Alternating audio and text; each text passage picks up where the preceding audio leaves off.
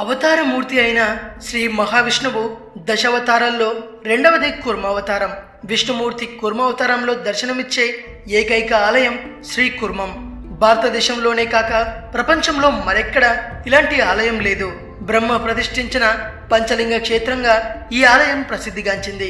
ఈ ఆలయంలో చెప్పుకోవడానికి చాలా విశిష్టతలు ఉన్నాయి.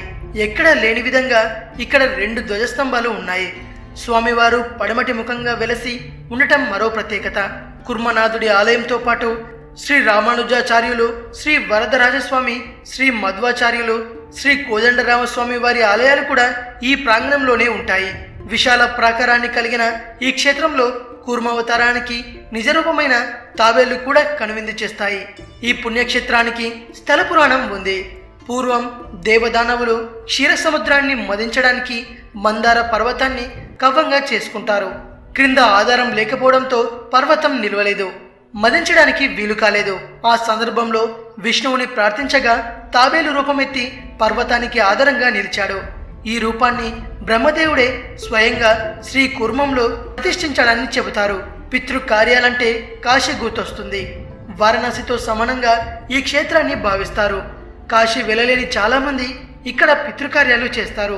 ప్రతి మాఘశుద్ధ చవితి నాడు ఇక్కడికి వచ్చి శ్వేత పుష్కరిణిలో స్నానమాచరిస్తుందని చెబుతారు.